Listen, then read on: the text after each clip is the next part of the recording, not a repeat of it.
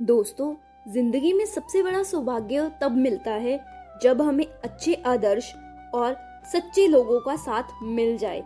रामायण की ये चौपाइयां हमें यही सिखाती है कि गलतियां चाहे कितनी भी बड़ी क्यों ना हो, अच्छे संग से जीवन बदल सकता है। मीन्स कि अच्छी संगति से जीवन हमारा बदल सकता है। और तो चलिए डिकोड करते हैं दोहा नंबर 41 और इसकी चौपाइयां। और विभीषण ने क्या अनाउंसमेंट की ये मैं आपको बताती हूँ।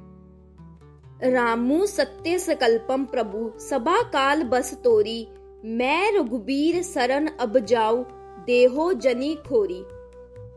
अब यहाँ पर विभीषण जी रावण से कहते हैं, हे रावण, अब तुम्हारी सभा में रहना मृत्यु को गले लगाने जैसा है। राम जी सच्चे और सर्वशक्तिमान प्रभु है, इसलिए मैं उनकी शरण में जा रहा हूँ।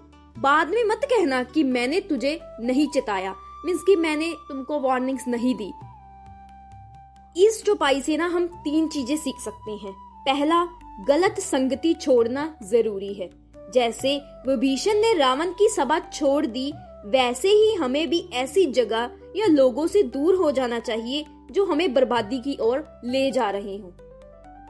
एग्जाम्पल, अगर कोई दोस्त गलत आदतों में है, जैसे कि नशा, झूठ, धोखा, तो वहां टिके रहना अपने जीवन को बर्बाद करना है। दूसरा यहाँ पर यह है कि सही समय पर सही निर्णय लेना। विभीषण ने समय रहते सही निर्णय लिया और प्रभु राम जी की शरण में गए। यहाँ पर ना हम समझ सकते हैं कि अगर करियर, रिश्तों या बिजनेस में हमें पता चल जाए कि हम गलत रास्ते पर हैं, तो तुरंत हमें दिशा बदलनी चाहिए, वरना देरी हमारे लिए खतरनाक हो सकती है। और तीसरा यहाँ पर सत्य और धर्म का साथ देना। जैसे रावण की पूरी सभा शक्ति में बड़ी थी, लेकिन सत्य राम के साथ था। भीड़ हमेशा सही नहीं होती, सही वह होता है जहाँ सत्य और ईमानदारी हो। अस कही चला विभीषण जबहि, आयुहीन भय सब तबहि। जैसे ही विभीषण ने ये बात कही और वहां से चल दिए, उसी समय सब राक्षस आयुहीन हो गए, मीन्स की ना असहाय हो गए। अब तो उनकी मृत्यु निश्चित ही तय हो गई, मीन्स की अब उनकी मृत्यु आना निश्चित था। इसको ना हम ऐसे समझ सकते हैं, जब कोई ऑनेस्ट इंसान टीम से निकल जाता है, मीन्स की जहां पर सत्य और धर्म का पाठ नहीं सिखाया जाता, तो वो वहां से निकल जाता है, तो उसी समय उसकी शक्ति भी समाप्त हो जाती है। मीन्स की अब जो ईमानदार लीडर का प्रभाव है वो भी खत्म हो गया। साधु अवज्ञा तुरत भवानी, कर कल्याण अखिल के हानि। यहाँ पर शिव जी कहते हैं, हे भवानी, साधु का अपमान तुरंत ही संपूर्ण कल्याण का नाश कर देता है।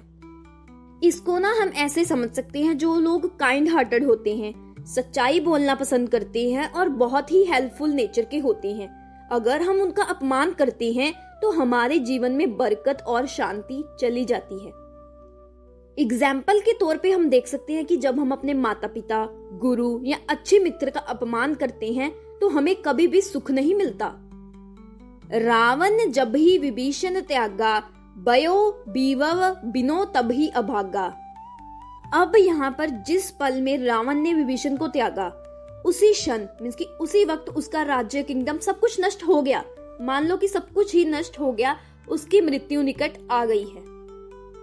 इसको ना हम ऐसे समझ सकते हैं, जब हम अच्छाई को अपने जीवन से निकाल देते हैं, तो चाहे कितनी भी दौलत और ताकत हो, वह कभी टिकती नहीं। जैसे झूठ और गलत कामों से मिला वैभव, मीन्स की जो सक्सेस होता है, वो लंबे समय तक नहीं चलता। चलियो हर्षी रघुनायक पाही, करत मनोरथ बहु मन माही। अब यहाँ पर विभीषण खुश होकर मन में बहुत सारी डिजायर्स लेकर श्री राम जी के पास जा रहे हैं। देखियूं जाई चरण जल जाता, अरुण मृदुल सेवक सुखदाता। विभीषण यहाँ पर ये सोच रहे हैं कि मैं जाकर भगवान जी के कोमल और लाल रंग के कमल जैसे चरणों का दर्शन करूंगा, जो कि ना सेवकों को सुख देने वाले हैं। इसको ना हम ऐसे समझ सकते हैं, जो सच्ची सेटिस्फेक्शन और सुख होता है ना, वो हमेशा अच्छाई और भक्ति में है, ना कि गलत ताकत या अहंकार में। जैसे दौलत और जो पोजीशंस है वो तो आते जाते रहते हैं, लेकिन जो भक्ति, प्रेम और अच्छे कर्म से मिलने वाली शांति है वो हमेशा ही बनी रहती है। जे पद परसी तरी ऋषि नारी, दंडक कानन पावनकारी। जिन चरणों का स्पर्श पाकर ऋषि जी की पत्नी अहल्या तर गई, जो कि पत्थर बनी हुई थी, और जो दंड कवन को पवित्र करने वाले हैं, उन्हीं के चरणों को आज मैं देखूंगा। यहाँ पर ना दंडक कानन एक वन का नाम है, जहां पर माता अहिल्या जी पत्थर बनी हुई थी, जिसकी उनको श्राप लगा हुआ था इस वन में। और विभीषण यहाँ पर ये बात कर रही हैं कि श्री राम जी के चरण उन ऋषियों और नारियों को तारते हैं जो श्रापग्रस्त थी, और इसलिए ये वन पवित्र हो गया, मींस कि वह जगह भी पवित्र हो गई सिर्फ श्री राम जी के चरण पड़ते ही। इसको ना हम ऐसे समझ सकते हैं कि जैसे एक गलतियों से भरा हुआ इंसान सही संगति पाले, मीन्स की जो अच्छे गुरु, अच्छे दोस्त, सच्चे विचार पाले, तो उसका जीवन भी बदल सकता है। जे पद जनक सुता उरलाए, कपट कुरंग संग धर धाये। जिन चरण कमलों को सीता माता जी ने अपने हृदय में धारण किया हुआ है और जो स्वर्ण मृग के पीछे दौड़े थे, मीन्स की जो सोने के हिरन के पीछे दौड़े थे, ये वही चरण है। हर उर सर सरोज पद जेई, अहो भाग्यों में देखियो तेई।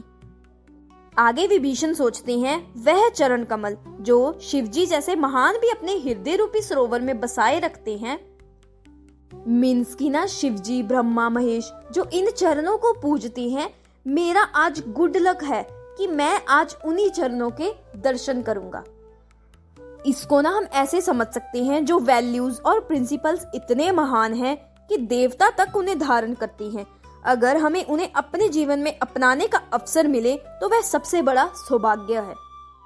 जैसे जब हम अपने जीवन में महान प्रिंसिपल्स अपनाते हैं, मीन्स की ऑनेस्ट रहना, भक्ति, सेवा भावना, इन सब चीजों को अपनाते हैं, तो हमें लगता है कि यही हमारा सबसे बड़ा आशीर्वाद है। तो दोस्तों याद रखिए, दिखावे की दुनिया में मत फंसिए, सच्चाई और भक्ति को दिल में जगह दीजिए, यही सबसे बड़ा सौभाग्य है। और हाँ, अगर आपने मेरे चैनल को सब्सक्राइब नहीं किया है तो जल्दी से सब्सक्राइब कर लें और कमेंट्स में जय श्री राम जरूर लिख दें। इसी के साथ जय श्री राम, जय बजरंगबली।